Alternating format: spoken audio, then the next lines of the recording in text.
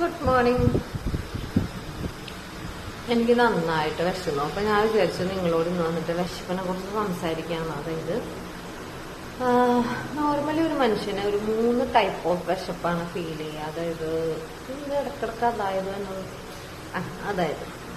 അതായത് രാവിലെ ബ്രേക്ക്ഫാസ്റ്റ് കഴിച്ച് കഴിയുമ്പോഴത്തേക്കും നോർമലി ഒരു 4-5 മണിക്കൂർ കഴിയുമ്പോഴത്തേക്കും നമുക്കൊരു വിശപ്പ് വരും. നമ്മൾ രാവിലെ എന്നിട്ട് ബ്രേക്ക്ഫാസ്റ്റ് കഴിക്കുമല്ലോ, എന്തായാലും കഴിക്കാത്തവരുണ്ട്, കഴിക്കുന്നവരെ കുറിച്ചാണ്. അത് കഴിഞ്ഞിട്ടൊരു 4-5 മണിക്കൂർ കഴിയുമ്പോഴത്തേക്കും കറക്റ്റായിട്ടൊരു വിശപ്പ് വന്നത് നമുക്ക് നോർമലായിട്ടുണ്ടാവുന്ന വിശപ്പ്. ഒരു 4-5 മണിക്കൂർ കഴിയുമ്പോൾ വിശക്കണം നമുക്ക്.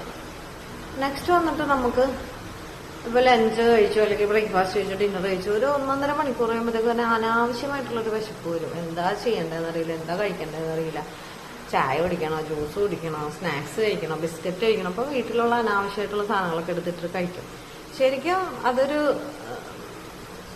വിശപ്പായിരിക്കില്ല, ചിലപ്പോൾ അതൊരു ദാഹമായിരിക്കും, വെള്ളത്തിന് വേണ്ടിയിട്ടുള്ള ഒരു പരവേശമായിരിക്കാം. നമ്മളത് വിശപ്പാണെന്ന് തെറ്റിദ്ധരിച്ചിട്ട് നമ്മളപ്പോഴും കുറെ സ്നാക്സ് അങ്ങനെയുള്ള കാര്യങ്ങൾ. പിന്നെ മൂന്നാമത്തെ ഒരു സാധനമുണ്ട്, അതാണ് ഏറ്റവും വലിയ വില്ലൻ.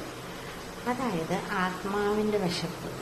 എന്തെല്ലാം കഴിച്ചാലും എനിക്ക് കുഴിമന്തി കഴിക്കണം, ബിരിയാണി കഴിക്കണം, ഫലൂഡ കഴിക്കണം എന്നൊക്കെ തോന്നാറില്ലേ?